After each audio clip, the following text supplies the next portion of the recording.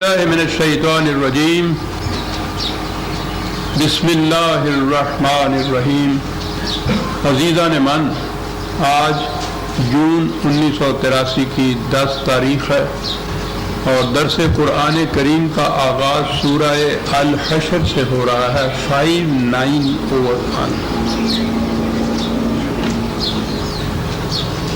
آپ کو یاد ہوگا کہ میں اکثر یہ کہا کرتا ہوں کہ قرآن کریم میں یہ جو الفاظ آئے ہیں سعد، قیامت، حشر، ہمارے ہاں عام تصور تو یہی ہے کہ یہ مرنے کے بعد کی زندگی جو ہے یہ اس سے متعلق ہے، لا ریب کہ یہ اس سے بھی متعلق ہے۔ اس بھی کو ذہن میں رکھیے کہ ان کا تعلق اس زندگی سے بھی ہے۔ وہ تو جب یہ ہماری زندگی جو تھی ارباب اختیار نے اپنے قبضے میں رکھی تو پھر ہمارے لیے انہوں نے دوسری دنیا کی جو زندگی تھی اسے سپرد کر دیا کہ لیجئے خوش رہیے، جنتیں ہیں، باغات ہیں، نہریں ہیں، سب کچھ ہے، یہاں یہ 4 دن کی زندگی ہے، اگر فاقے بھی آ رہے ہیں تو کوئی حرج نہیں، بے تیغ بھی اڑتا ہے سپاہی۔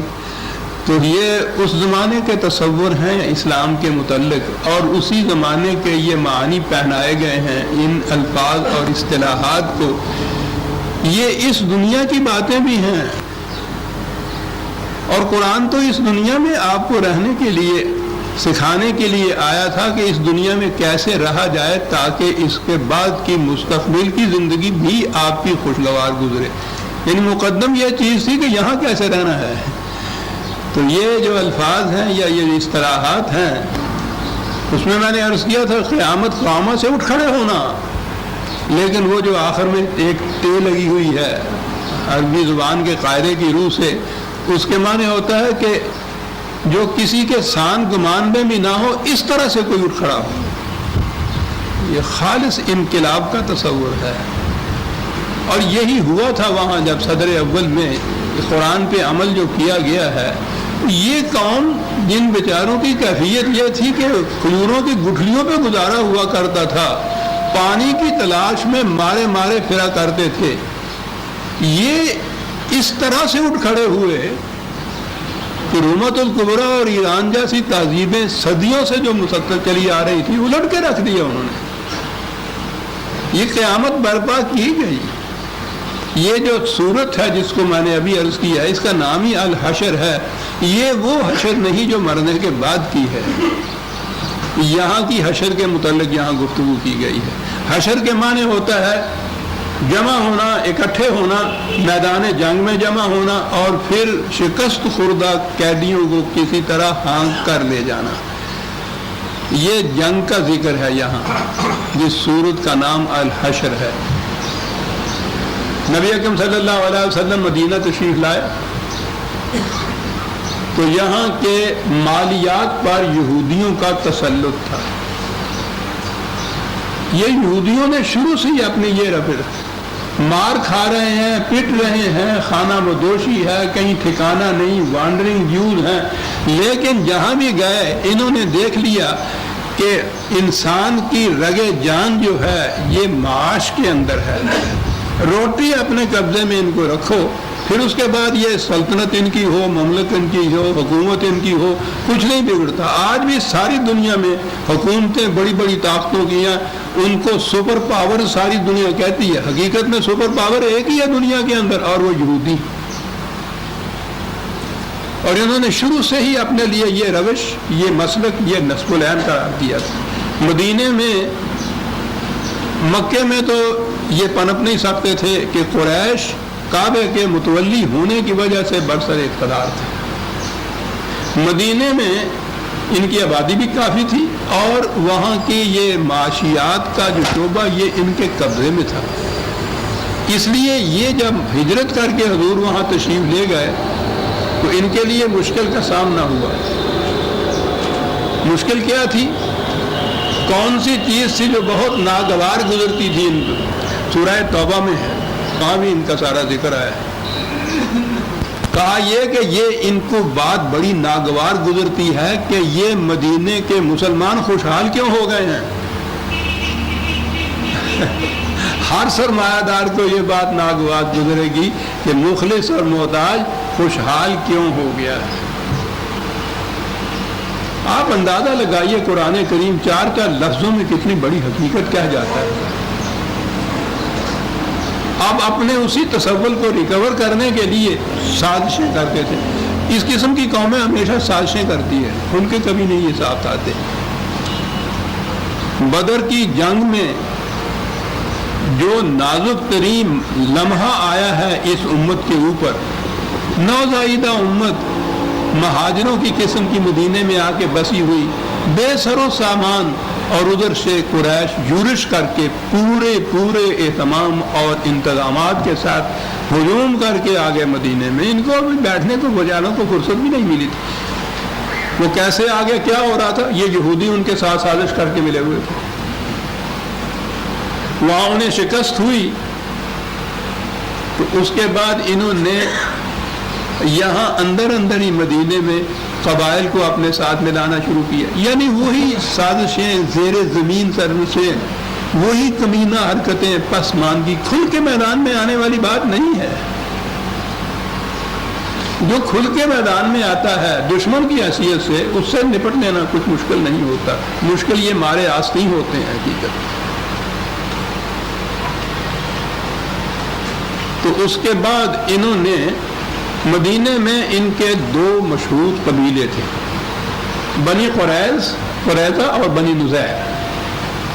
تو ان میں سے بنی نذیر نے کچھ زیادہ ہی سرکشی شروع کر دی، تو پھر ان کی مدافعت کے لیے امت مسلمہ کو اٹھنا پڑا، جماعت مومنین کو اٹھنا پڑا ان کے مقابلے کے لیے۔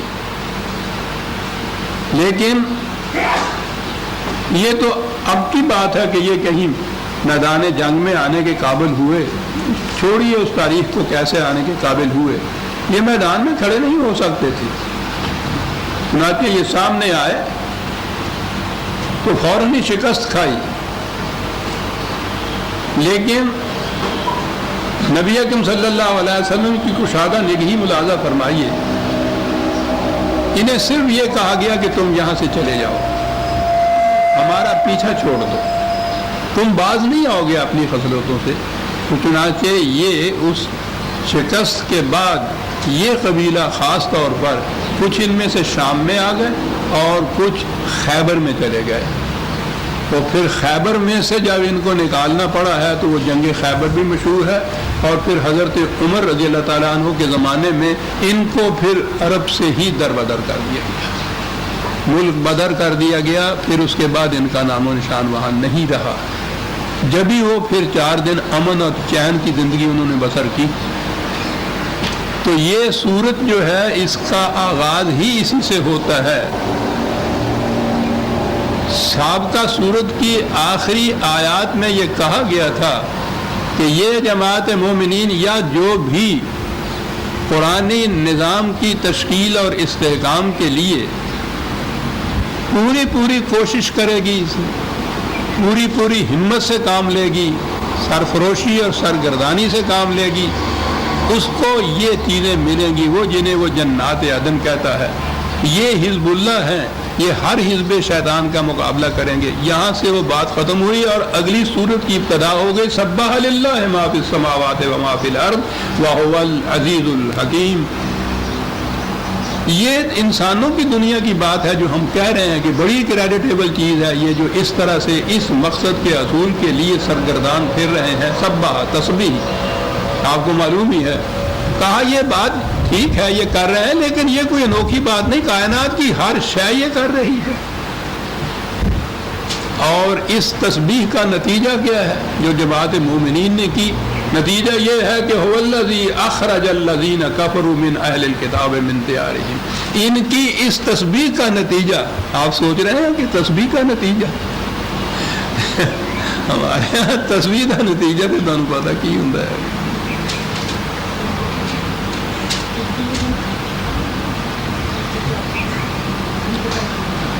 اس میں گن کے وہ جیسے وہاں حساب کھولا ہوا ہے بینک کے اندر، اس میں اس لیے ہوتا ہے کہ دانے گنے ہوئے ہوتے ہیں تاکہ وہ علمیہ رپڑ نہ مار دے معاذ اللہ۔ پہنی تسبیح ہوئی ہیں تیرے والا. ہاں جی کہاں سے کہاں پہنچا دیتے ہیں بات کو.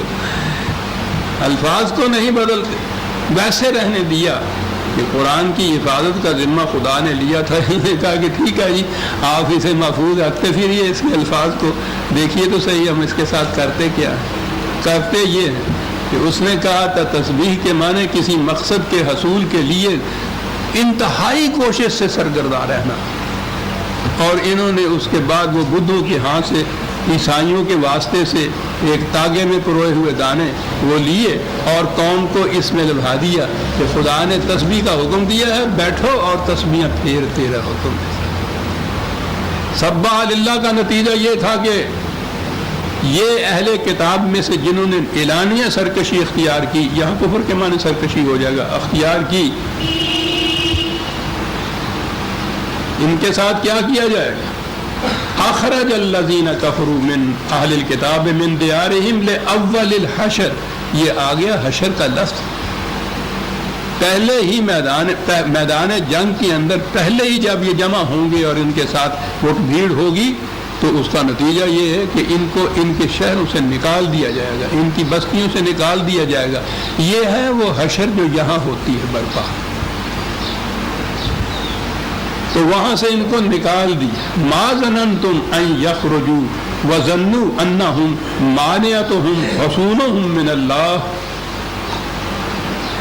یہ سمجھتے یہ تھے کہ ہم نے جو اپنے قلعے بنا رکھے ہیں, محفوظ دیواریں کھڑی کر رکھی ہیں, ہمیں یہاں سے کوئی نہیں نکال سکتا. کہا انہیں پتہ نہیں ہے کہ غلط روش زندگی کے جو نتائج آتے ہیں تباہ کن, تو وہ پھر دیواروں اور قلم کو نہیں دیکھا کرتے, وہ ان حفاظتی دیواروں کو پھاند کے بھی چلے جایا کرتے ہیں. فَآتَاهُمُ اللَّهُ مِنْ حَيْثُ لَمْ يَحْتَسِبُوا.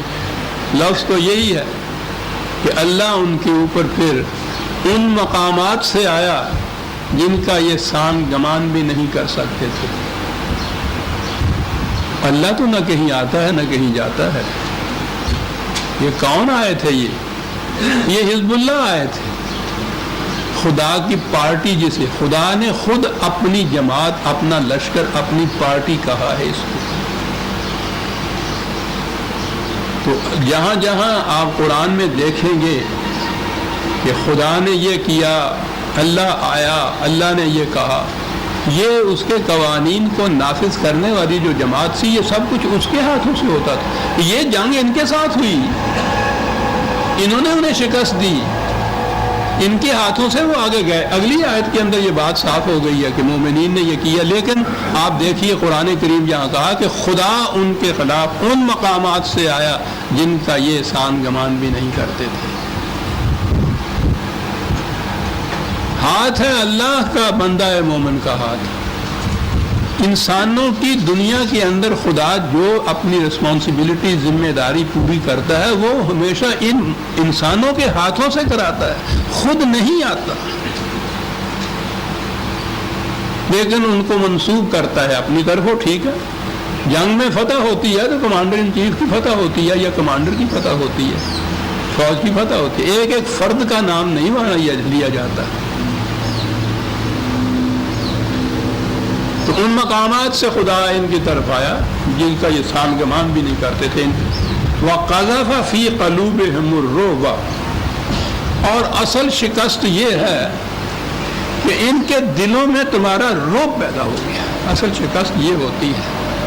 میدان جنگ میں یہ پاورز بڑی بڑی آئیں بھی نہ, لیکن جتنی بھی چھوٹی چھوٹی زیر دست کمزور قومیں ہیں ان کے دلوں میں ان کا رعب اتنا طاری ہو گیا ہے کہ الیکشن ہونے لگتا ہے امریکہ میں تو ہر ایک اپنی اپنی جگہ تھراتا ہے کہ پتہ نہیں نیا صدر جو آئے گا اس کی پالیسی کیا ہوگی. ارے 20,000 میل کے فاصلے پہ تمہارا اس سے واسطہ کیا, لیکن واسطہ تو بڑا ہوتا ہے. یہ جو قرآن نے کہا ہے نا کہ اصل فتح یہ ہے کہ اب ان کے دلوں میں تمہارا رعب طاری ہو گیا ہے, اس لیے یہ اس طرح سے نہیں کر سکیں گے. اور اگلی بات ہے یخربون بیوتہم بایدیہم وایدی المؤمنین. کہا کہ شکست کی انتہا یہ ہے، ذلت کی انتہا یہ ہے کہ تم نے تو جو کچھ ان کے ساتھ مدافعت میں جنگ میں کرنا تھا، یہ اپنے ہاتھوں سے اپنے گھروں کو ویران کر رہے ہیں۔ سب سے بڑا عذاب یہ ہے عزیزان من کسی قوم کا کہ وہ قوم اپنے ہاتھوں سے اپنے گھروں کو ویران کرے۔ دشمن نے تو ویران کرنا ہی تھا۔ اب یہاں جو وہ کہا تھا نا کہ اللہ ان کے اوپر ایسے مقامات سے آیا کہ ان کے وہم گمان میں بھی نہیں تھا، تو یہاں ہے اید المومنین، یہ مومنین کے ہاتھوں سے ہوا، لیکن کہا یہ کہ ان سے زیادہ چیز جو باعث ذلت تھی، حقیقی شکست یہ تھی کہ یہ اپنے ہاتھوں سے اپنے گھروں کو ویران کر رہے تھے۔ سوچتے جائیے عزیزان من کہ کتنے ابدی حقائق ہیں جو قرآن بیان کرتا ہے۔ کسی قوم کی انتہائی شکست اور ذلت یہ ہے کہ وہ قوم اپنے ہاتھوں سے اپنے گھروں کو ویران کرنے لگ جائے، اور اسی لیے کہا کہ فاعتبروا یا اولی الالباب، بات اے صاحبان عقل و بصیرت، اسے یہودیوں اور صدر اول کے مسلمانوں کا تصادم نہ سمجھیے، اس میں بڑی دور کی باتیں ہم کہہ رہے ہیں۔ کیا بات ہے یہ عبر کا فاعتبروا، جسے عبرت ہمارے ہاں کہتے ہیں، وہ تو الفاظ عربوں کے لائے جائیں کہ یہ پل کے لیے لفظ آتا ہے کہ در حقیقت یہ بات جو ہم کہہ رہے ہیں یہ ادھر سے وہاں پہنچنے کا ذریعہ ہے۔ کیا بات ہے سر، یہ اس زمانے کی جنگ کی بات نہیں ہے، بلکہ یہ ایک پل ہے تاریخ کا کہ جو ادھر سے ادھر پہنچنے کا ذریعہ بنتا ہے، جو ہم کہہ رہے ہیں فاعتبروا یا اولی الالباب، صاحبان عقل و بصیرت کے لیے کہا گیا ہے۔ اور کہا یہ گیا ہے کہ جب کوئی قوم اپنے گھر کو اپنے ہاتھوں سے اجاڑنا شروع کر دو تو سمجھ لیجئے کہ وَضَرَبَتْ عَلَيْهِمُ الذِّلَّةَ وَالْمَسْكَنَةَ وَبَاءُوا بِغَضَبٍ مِّنَ اللَّهِ، کہ پھر وہ دنیا میں جہاں بھی جائے گی ذلیل و خوار ہو جائے گی، جس قوم نے اپنے گھر کو اپنے ہاتھوں سے ویران کرنا شروع کر دیا۔ گھروں کی ویرانی اینٹوں اور پتھروں کو برباد کرنا نہیں ہوتا عزیزان، گھروں کی ویرانی ہے تو آپ جانتے ہیں کہ جب ایک قوم اپنے گھر کو ویران کرنے لگ جائے تو اس گھر کو پھر کون آباد کر سکتا ہے سر؟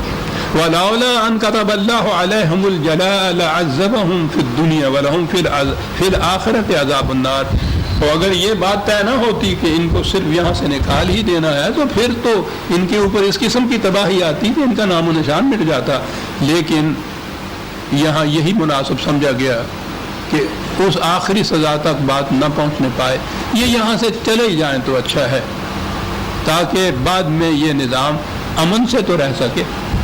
ذالک بانہم شاقوا اللہ ورسولہ فمن یشاق اللہ فان اللہ شدید العقاب، یہ بات بھی آپ کے سامنے آ چکی ہوئی ہے کہ قرآن کریم میں جہاں اللہ اور رسول کا اکٹھا ذکر آتا ہے اس کے معنی نظام خداوندی ہوتا ہے۔ یہاں جو کہا ہے کہ انہوں نے بہت ستایا، تنگ کیا، مخالفت کی اللہ کی، اللہ کو تو نہ کوئی ستا سکتا ہے نہ تنگ کر سکتا ہے۔ کسے ستایا تھا انہوں نے، کسے تنگ کیا تھا، کس کی مخالفت کی تھی؟ یہ اللہ اور رسول کا جو فکر ہے کس کی تھی؟ کس نے مخالفت کا جواب دیا؟ کون مدافعت میں میدان جنگ میں گیا؟ یہی نظام۔ پھر یہ جو نظام خدا کے احکام کے مطابق جو کچھ کرتا ہے خدا اسے اپنی طرف منسوب کر لیتا ہے، اور یہ بڑی چیز ہے، حقیقت میں بڑی باعث فخر چیز ہے کہ ان کے کارناموں کو خدا یہ کہے کہ یہ تم نہیں تیر چلا رہے تھے، ہم چلا رہے تھے۔ کیا بات ہے اس مقام کی!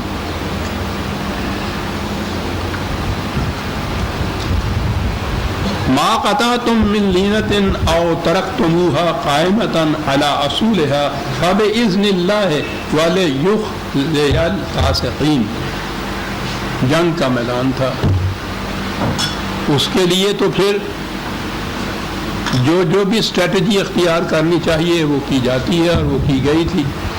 پہلی چیز یہ تھی کہ ان کے ہاں کی یہ کھجوریں، ان کے درخت، یہی زیادہ متاع ہوتی تھی، اسی کے سہارے کے اوپر یہ قومیں جو تھیں وہاں معاشی طور پر آگے ہوتی تھی۔ تو پہلی چیز یہ تھی کہ ان کے درختوں کو کچھ کاٹنا پڑا، بعض کو کاٹنا پڑا، بعض کو اسی طرح سے رہنے دیا گیا، اب یہ کہا گیا ہے کہ یہ سب کچھ تم بإذن اللہ کر رہے تھے، آپ کے لیے یہ بات سمجھنا کچھ مشکل نہیں ہوگی، کیونکہ آپ اب اس مسلسل درس سے یہ سمجھ گئے ہیں کہ یہ اذن اللہ جب کہا جائے گا اس کے معنی ہوں گے قانون خداوندی کے مطابق۔ لیکن ہمارے ہاں تو ان تنکوں کے پل بنا کر اس پہ سے ہاتھی گزارتے رہتے ہیں۔ آپ کو یہ معلوم ہے اور بار بار تفصیل میں جانے کی ضرورت نہیں کہ آپ احباب مسلسل یہ کچھ سنتے چلے آ رہے ہیں کہ وہ جو عقیدہ ہے کہ ایک تو وہ وہی جو قرآن کریم کے اندر آ گئی، اور اس کے بعد ایک عقیدہ وضع ہوا ہمارے دور ملوکیت میں کہ ان کے ان کارناموں کے لیے وجہ جواز مل جائے کہ ایک اور بھی وہی تھی رسول اللہ پہ وہ آیا کرتی تھی، وہ قرآن میں نہیں ہے، اس کا انتخاب امام بخاری نے کیا تھا۔ مثلہ ما ہو، اس کے قرآن کے مثل قرآن کے ساتھ۔ اور پھر جب اس قسم کی چیزوں پہ یہ احباب بحث کرنے کے لیے آتے ہیں تو عجیب عجیب دلیلیں دیتے ہیں۔ معاف رکھیے، مجھے اس لیے یاد پڑتا ہے کہ میں ان وادیوں سے گزرا ہوا ہوں، یہ ان کا ایک اعتراض ہوتا تھا کہ اگر وہ یہ نہیں آیا، دوسری وحی نہیں آتی تھی تو یہ جو قرآن نے کہا ہے بإذن اللہ کہ خدا کے اذن سے، خدا کے حکم سے وہ ان کھجوروں کو کاٹ رہے تھے یا میدان جنگ میں یہ کچھ کر رہے تھے، تو بتائیے قرآن میں کہاں لکھا ہے یہ؟ اس وحی کی روح سے نہیں ہے۔ تو یہ ایک دوسری جو وحی تھی نا، یہ اس کی وجہ یعنی دلائل ملاحظہ فرمائیے کہ اس قسم کے دیے جاتے تھے، اس لیے کہ جب قرآن کو ایک طرف اٹھا کے رکھ دیا جائے تو پھر جو دلائل جی میں ہے قرآن پہ نگاہ ہی نہیں ان کی ہوتی۔ ان کو معلوم ہو جاتا قرآن کریم نے اصولاً جہاں جنگ کرنے کے لیے اجازت دی ہے، جنگ کی جتنی آگے ڈیٹیلز اور تفصیلات ہوں گی وہ اس اجازت کے تابع آ جائیں گی۔ اب بھی جہاں آدمی کو حکم دیا جاتا ہے کہ جاؤ وہاں حملہ کر رہا ہو، تو وہاں پھر جو ڈیٹیلز اس کی ساری ہوتی ہیں وہ اس حکم کے تابع خود آ جاتی ہیں۔ الگ الگ نہیں ہوتا ہاتھ سپاہی کو کہنا کہ اب حکم دیا جاتا ہے تم گولی چلاؤ، اب حکم دیا جاتا ہے تم بیٹھ جاؤ، اب حکم دیا جاتا ہے تم پیچھے آؤ۔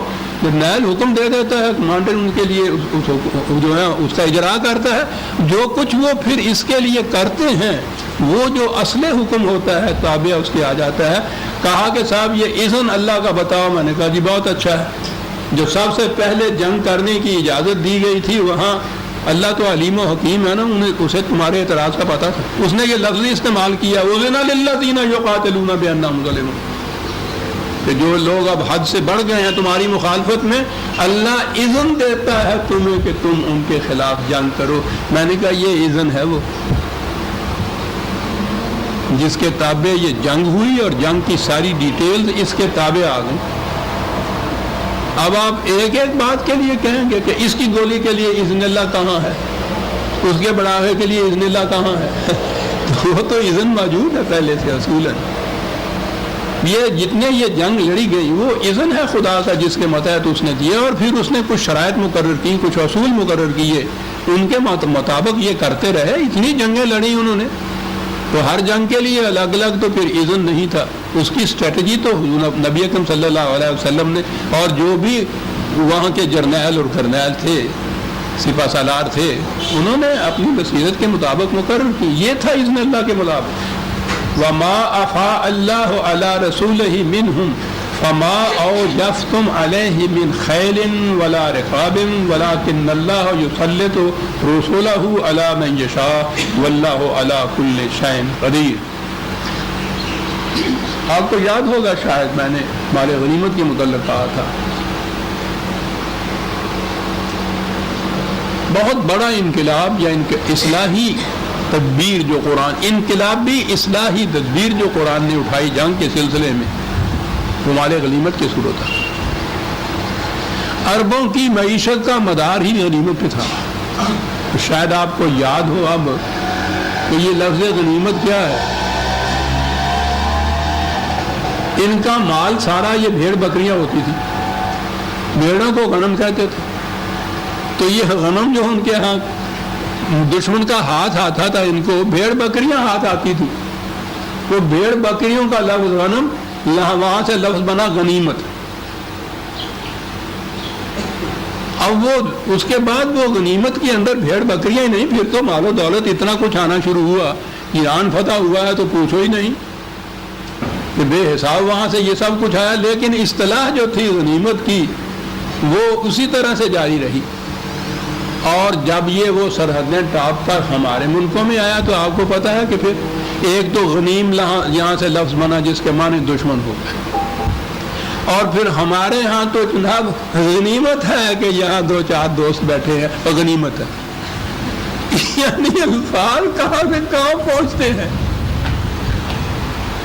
کہاں وہ بھیڑیں میدان جنگ میں جو آئی، یہاں یہ کہ بھائی ممکن ہے تمہارا دم غنیمت ہے جو تم آ گئے تو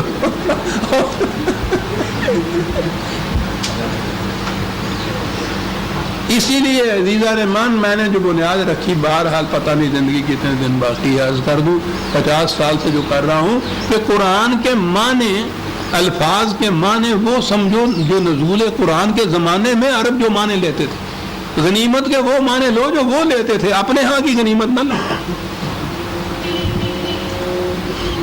یہ ہے قرآن کے سمجھنے کا طریقہ،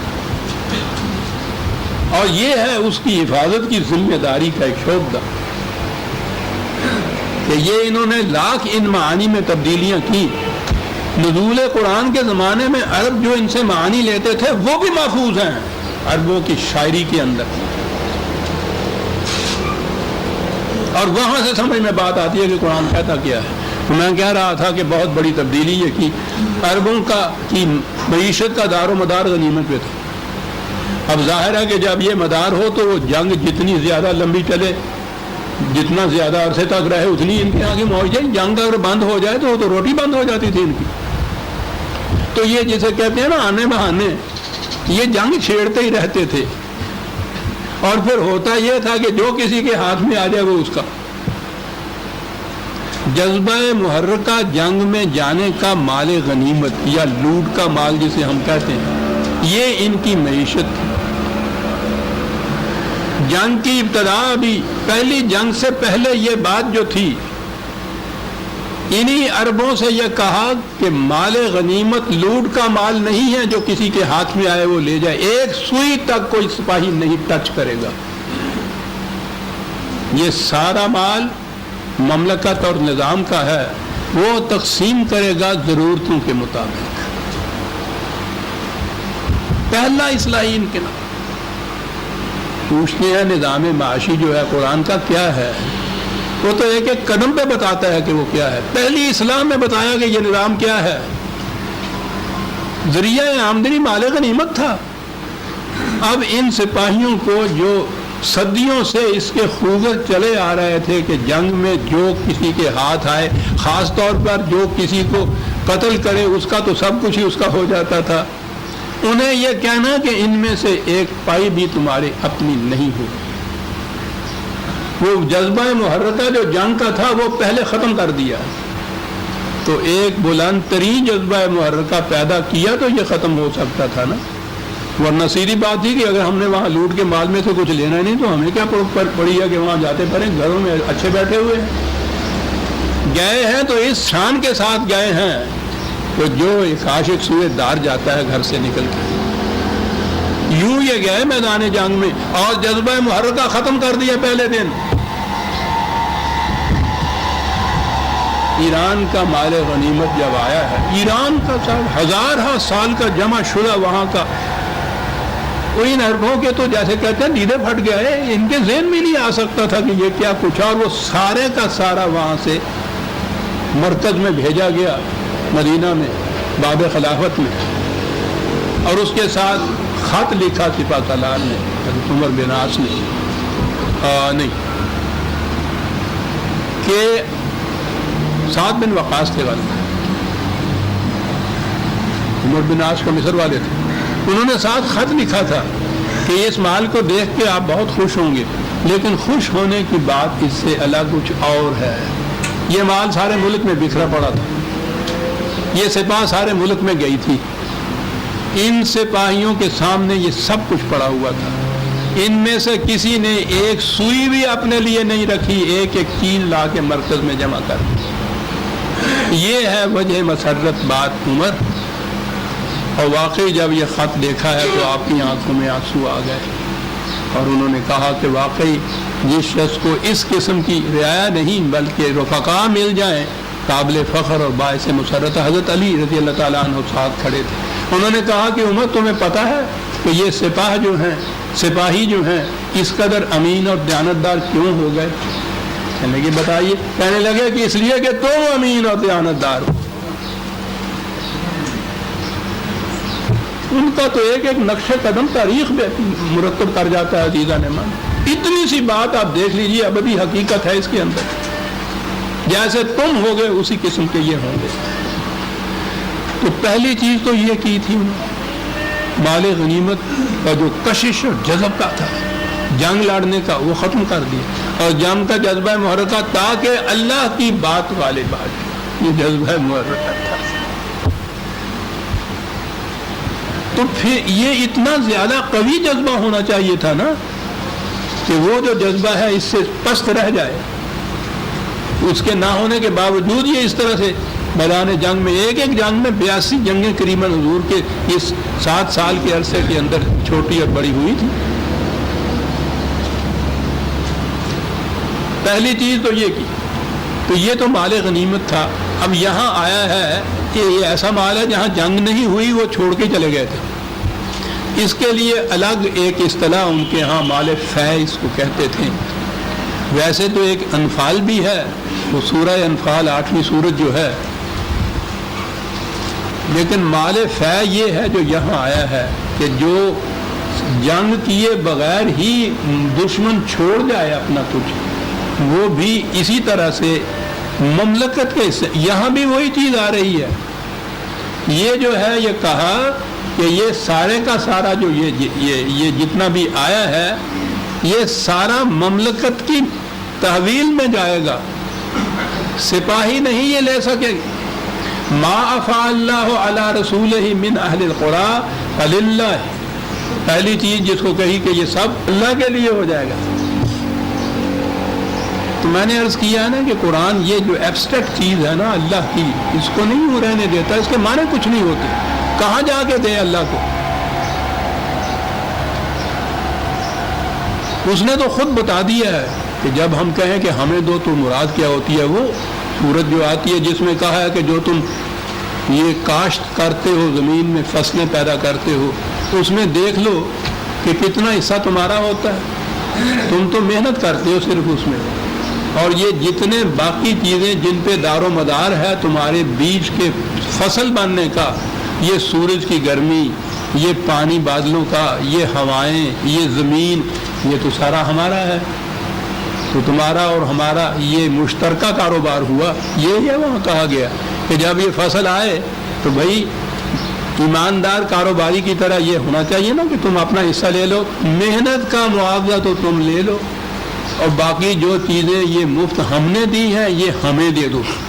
تو پوچھا گیا کہ صاحب یہ تو ہم نے لے لیا, یہ جو آپ کا حصہ ہے کسے دے دیں؟ مولوی صاحب تو کہیں گے کہ ہمیں دے دو. اللہ کے نمائندے پوچھا کسے دے دیں؟ کہا بھوکوں کو دے دو, ہمیں مل جائے گا, ہمیں مل جائے گا. کہا کہ یہ سارا جتنا مال ہاتھ آیا ہے, یہاں کہا فللہ وللرسول, وہی اللہ اور رسول کے لفظ. نہ یہ رسول کی ذات کے لیے تھا, نہ یہ اللہ کے پاس پہنچنے کے لیے تھا. کایا کے لیے تھا؟ لذر قربا. میدان جنگ میں جو گئے ہیں کچھ ان میں سے شہید ہو گئے ہیں, کچھ مصیبتوں میں ان کے عزیز رشتے دار بے یار و مددگار رہ گئے, محتاج رہ گئے, یہ ان کا حصہ ہے. والیتاما, جو تنہا رہ گئے ہیں معاشرے کے اندر, یہ ان کا حصہ ہے. والمساکین, جن کے چلتے ہوئے کاروبار رک گئے ہیں, یہ ان کا حصہ ہے. اور پھر آگے بڑے و ابن السبیل, راہ چلتا مسافر بھی تمہاری مملکت میں سے گزرتا ہو اور محتاج ہو جائے, اس کا بھی اس میں حصہ ہے. ہمارا حصہ یوں بٹے گا. اس طرح سے بٹا کرتا تھا وہ حصہ. کہا یہ ہم نے یہاں ایک اصول معاشیات کا عزیزان من پھر آ گیا, ابدی حقیقت. کہا یہ مال اتنا آیا تھا, اسے خود رسول نے اپنے لیے بھی نہیں رکھ لیا, ہمارے لیے بھی یہ صورت نہیں کی کہ جس کا لوٹ کا مال ہے جس کے ہاتھ میں آ جائے. یہ جو ہم نے چھوٹے چھوٹے حصے کر دیے ہیں کاہے کے لیے؟ یہ ہے وہ اصول کہ لا یکون دولتم بین الاغنیاء منکم. اکنامک پرنسپل یا اصول معیشت یہ ہے کہ دولت صرف اوپر کے طبقے میں ہی گردش نہ کرتی رہے, ساری مملکت میں اسے گردش کرنا چاہیے. یہ اصول 4 لفظوں میں عزیزان من. ہمارے ہاں تو کسی کو یہ پڑھی نہیں کہ ان کو دیکھتا پھر, اور پھر وہ دیکھیں اس لیے بھی نہیں کہ اس سے تو ان کے مفاد پہ زد پڑتی ہے. ملوکیت کے دور کے اسلام میں تو اوپر کا طبقہ ہی سب کچھ ہوتا ہے. یہاں یہ کہہ رہا ہے کہ ہم نے اس لیے اس طرح بانٹ دیا ہے اس کو پوری رعایا کے اندر یا پورے افراد معاشرہ کے اندر, رعایا کا لفظ بھی نہیں آنا چاہیے, بانٹ دیا ہے تاکہ یہ نہ ہو کہ یہ مال اوپر کے طبقے میں ہی گردش کرتا رہے. یہ تو خون کی طرح پورے جسم میں گردش کرے گا. اگر خون کسی ایک مقام پہ پورے کا پورا رک جانا تو ایک طرف رہا عزیزان من, اس کا ایک ذرہ ایٹم کے برابر رک جائے جسے تھرمبوسس کہتے ہیں تو موت واقع ہو جاتی ہے. یہ قوموں کی موتیں اس لیے واقع ہوتی ہیں کہ یہ جو ذریعہ زیست تھی یہ چیزیں وہ کسی خاص طبقے میں رک جاتی ہیں, سارے بدن میں گردش نہیں کرتی. لا دولتن بین الاغنیاء منکم. کہا پھر اب تقسیم ہے, وما آتاکم الرسول فخذوہ وما نہاکم عنہ فانتہوا. تقسیم جو ہو رہی ہے مملکت کی طرف سے ہو رہی ہے. سربراہ مملکت اپنے لیے بھی کچھ نہیں لے رہا, وہ دے رہا ہے ضرورتوں کے مطابق. عزیزان من, یہ جو ہمارے ہاں یہ کمیونزم کے معاشی نظام کی جو بات چلی تو اس میں ایک چیز کو بڑے فخر سے پیش کرتے ہیں. واقعی اگر وہ چیز اسی کی ہوتی مارکس کی تو قابل فخر ہے. اصول مارکس نے یہ دیا تھا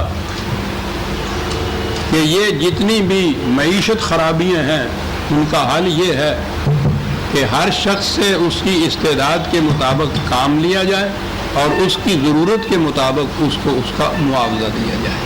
یہ ہے نا اس کا اصول جو تھا. 2 فکروں میں اگلی بات بھی یہ کر دوں, اس کی خود پارٹی کے جو رفیق لوگ تھے جسے کہتے ہیں نا کہ جمپ ہے دس آئیڈیا, بڑی خوشی ان کو کہ بڑا حل عجیب ہوا ہے. اور اس کے بعد اس سے کہا کہ صاحب جب یہ حل آپ نے دیا ہے تو اب اس کو آپ نافذ کیوں نہیں کرتے؟ کہتے ہیں کہ یہی مشکل ہے. نافذ کرنے کے معنی یہ ہوں گے جو میرا حل ہے کہ ایک شخص صبح سے شام تک جان مار کر محنت کرتا رہے, 1-2 دن نہیں عمر بھر اس نے یہ کرے, اور اس میں سے اتنا لے جتنی اس کی ضرورت ہے. اگر اس کی ضرورت 2 روٹیوں میں پوری ہوتی ہے اور کمائی کرتا ہے 20 کی, 18 روٹیاں روز اس کو دوسروں کو دینی پڑیں گی. میں وہ جذبہ محرکہ انسینٹیو, اس نے کہا میں وہ انسینٹیو نہیں پا رہا کہ یہ شخص ساری عمر ایسا کیوں کرے. تو جب تک یہ انسینٹیو نہیں مجھے ملتا میں اس کو نافذ نہیں کر سکتا. پارٹی کے ممبر جو تھے وہ مخالف ہو گئے اس کے, لیکن میں سمجھتا ہوں دیانتدار شخص, اس نے منافقت نہیں برتی. جس چیز کو وہ سمجھتا تھا قابل عمل نہیں ہے اعتراف کر لیا کہ اصول تو یہی ہے. کہا کہ یہ اصول اس وقت نافذ ہوگا جب کوئی اس کے لیے جذبہ محرکہ تلاش کر لے گا, اور یہ چیز تھی جذبہ محرکہ جو قرآن نے تلاش کی. تاریخ بتا رہی ہے, کسی کو اجازت نہیں کہ ایک پائی بھی اس میں سے خود لے سکے. تقسیم کرنے والے کی صورت میں نے کہا تھا نا کہ یہ مارکس نے یہ بات کہی, ٹھیک ہے قابل, کہاں سے نہیں مارکس نے بات کی. نبی اکرم صلی اللہ علیہ وسلم نے جو یہ تقسیم جو حضور نے کی اس کا اصول یہ تھا, عملاً یہ اصول تھا کہ وہ سپاہی کو جو مجرد ہوتا تھا, ان میرڈ ہوتا تھا, فیملی نہیں ہوتی تھی, اس کو آدھا دیتے تھے, فیملی والے کو دگنا دیتے تھے.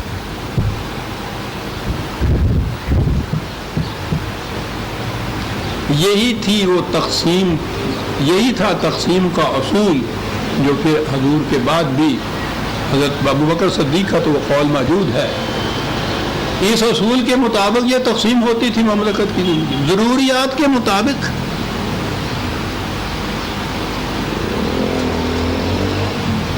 کہا گیا حضرت ابو بکر صدیق سے کہ صاحب جن مجاہدین نے ابتدائی اسلام کے اندر اتنی مصیبتیں جھیلی، اتنی قربانیاں دی، اتنی اطاعت ہوا، ان کی خدمات کے معاوضے میں ان کو زیادہ ملنا چاہیے۔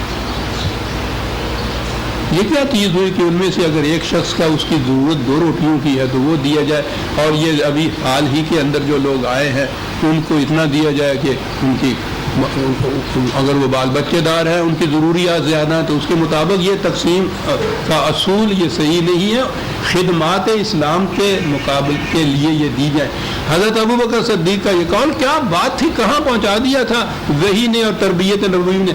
آپ نے کہا کہ ان کی خدمات، ان کا صلہ، ان کا خدا ان کو الگ دے گا۔ میں معیشت کی بات کر رہا ہوں، یہاں روٹی کا سوال ہے۔ آہا آہا،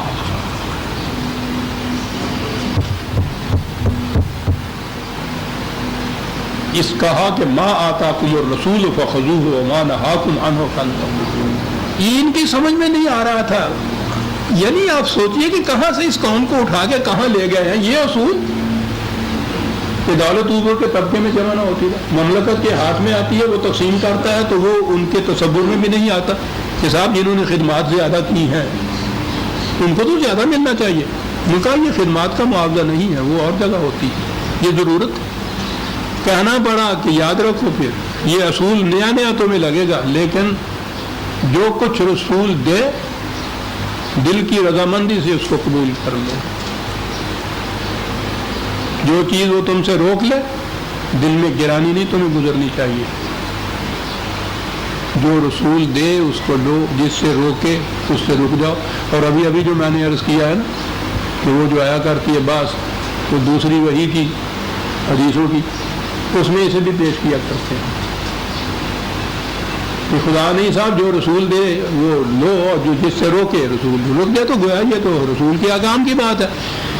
ان کی کیفیت یہ ہوتی ہے لوگوں کی، یا تو ان بیچاروں نے قرآن کبھی کھول کے دیکھا نہیں ہوتا، کہیں سے سن پائے یہ 4 لفظ۔ یہ ہمیشہ آیتوں میں سے کچھ ٹکڑے لے کے اپنی مرضی کے اتنا حصہ پیش کرتے ہیں۔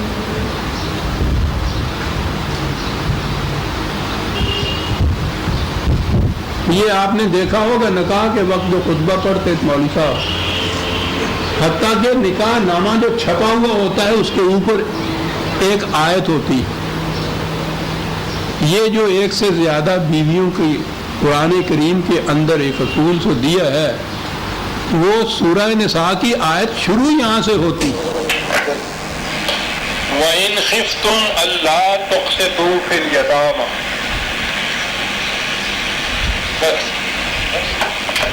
پتہ ہو جائے کہ یہ عورتوں کی اتنی باقات ہو جائے کہ ان کے عورتیں اور ان کے ساتھ ان کا کوئی اور منصفانہ حل نہ تلاش کر سکو، یہ پہلے ہے۔ اگر یہ صورت پیدا ہو جائے تو اس کے لیے مملکت سوچ سکتی ہے کہ وہ 1 سے زیادہ بیویوں کی اجازت دے دے۔ یہ ہے جی پوری آیت۔ یہ حضرات اپنے خطبوں میں بھی اور وہ جو چھپا ہوا نکاح نامہ جس کا جی چاہے دیکھ لے، جس نے ابھی نکاح کرانا ہے وہ ضرور دیکھ لے، باقی ان کو نہیں میں کہہ رہا ایسے جا کے نکاح نامہ خرید دے پھر وہاں یہ آیت شروع یہاں سے ہوتی ہے، فَانكِحُوا مَا طَابَ لَكُم مِّنَ النِّسَاءِ، 4 بیویاں کرتے رہے۔ اور پہلا حصہ جو ہے نا وہ اس میں سے حذف کر دیا گیا ہے۔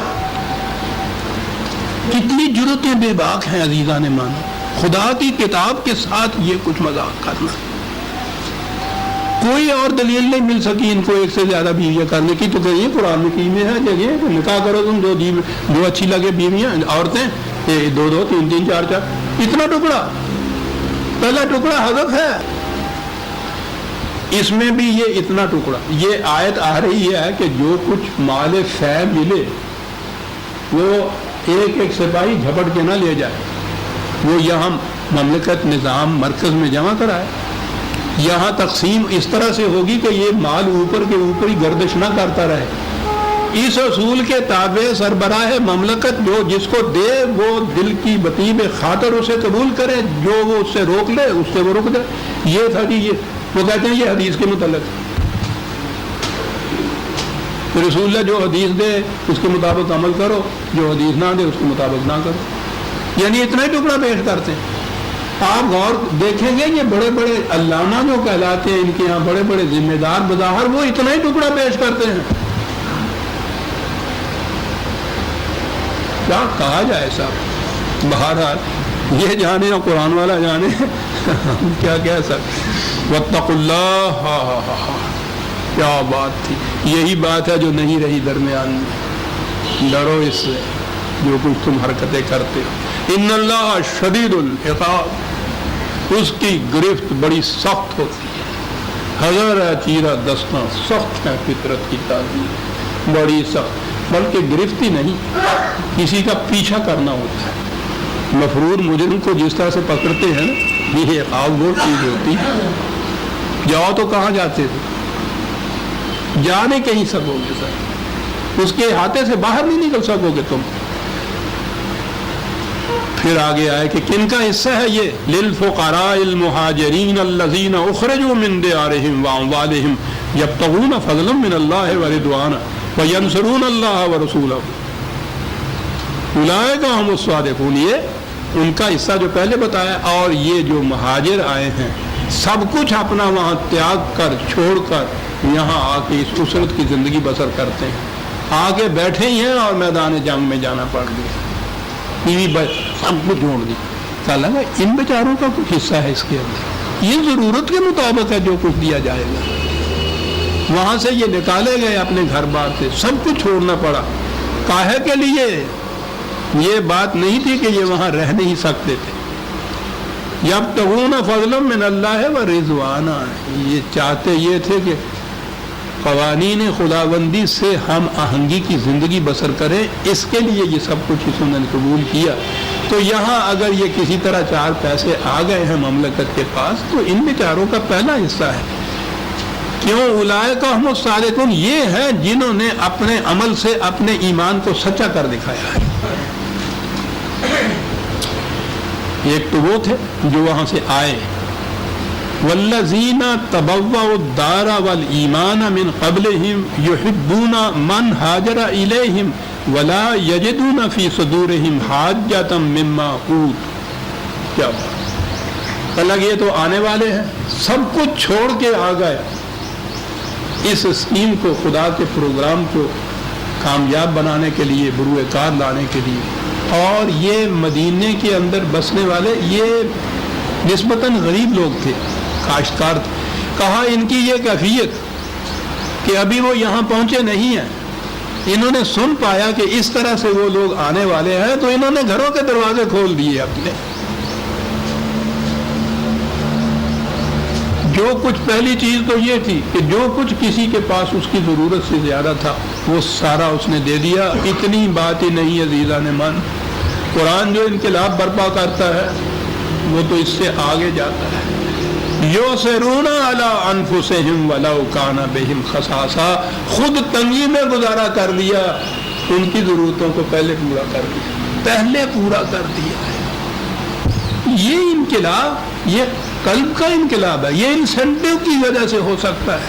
کوئی مشینری کوئی قانون دنیا کا یہ نہیں کر سکتا. عزیزان من, کیا مثال دی ہے. وَمَنْ يُوقَ شُحَّ نَفْسِهِ فَأُولَٰئِكَ هُمُ الْمُفْلِحُونَ. آؤ تمہیں بتائیں پیاس کس کی بجھتی ہے.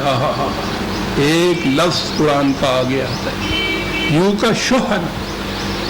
لفظی ترجمہ تو ہوگا کہ جو شوہ نفس سے بچایا گیا وہ ہے جو اصل میں کامیاب ہے. شوہ نفس یہ ہمارے ہاں تو اب بات بڑی آسانی سے سمجھ آ جائے گی. گرمیاں آ گئی ہیں, عذاب خداوندی, یہ نلکے جو لگے ہوتے ہیں پبلک ٹیپس, ان کے اندر نیچے بالٹی رکھی ہوئی ہوتی ہے اور ہاتھ جوڑ کے کھڑے ہوتے ہیں کہ جیدہ دادا, قطرہ قطرہ ٹپکتا ہے. لائن لگی ہوئی ہوتی ہے پانی لینے والوں کی. کہا اس میں بڑی کشش ہوتی ہے پیچھے والے کو کہ جلسہ سے مجھے مل جائے، میری بالٹی آگے چلی جائے. کہنے لگے کہ یہ جذبہ کہ اگلا جو ہے، یہ ہے اس لفظ کے لفظی معنی کہ اگلا جو ہے اس کو دھکا دے کے ایک طرف کر کے اپنی بالٹی نیچے رکھ دی جائے. کہنے لگا جو اس جذبے سے محفوظ رہا اس کی پیاس بجھی.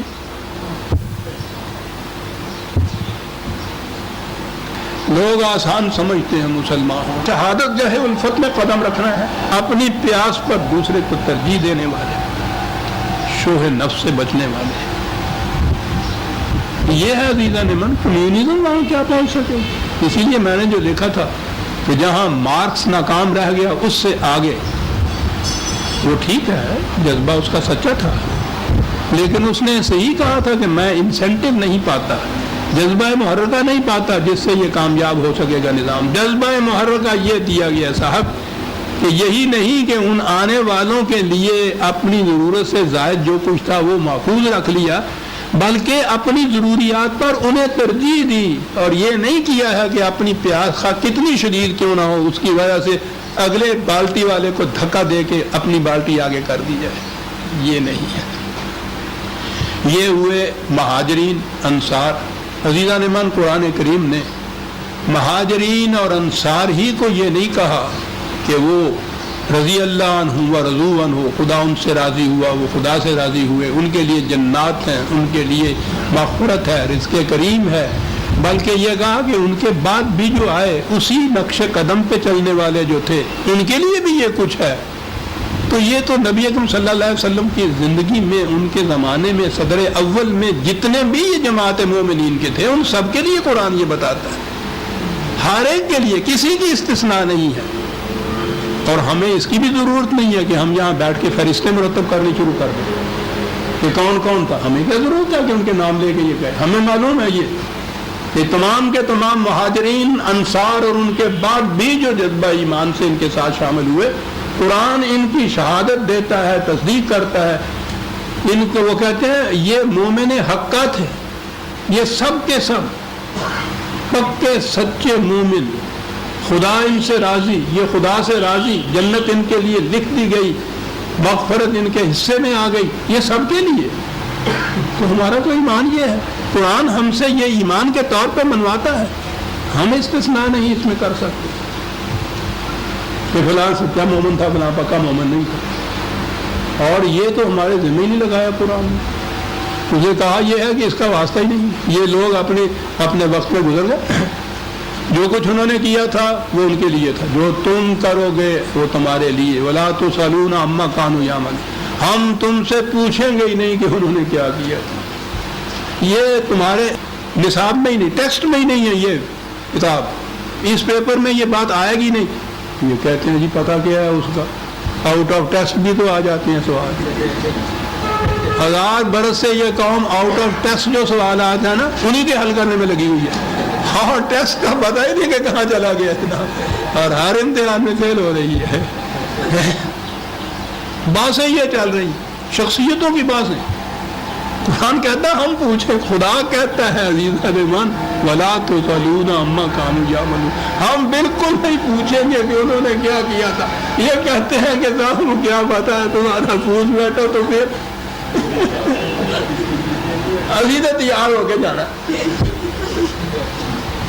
یہ توار ہی نہیں ہے اللہ کی. وہ کہتا ہے ہم نہیں پوچھیں گے. ساری زندگیاں ان کی، پوری تاریخ ان کی مجھ سے پوچھو جو ان وادیوں میں سے گزرا. کمرے بھرے ہوئے ہیں ان کتابوں کے، ان باسوں کے اوپر کہ فلاں صحابی کیسے تھے اور فلاں صحابی کیسے تھے.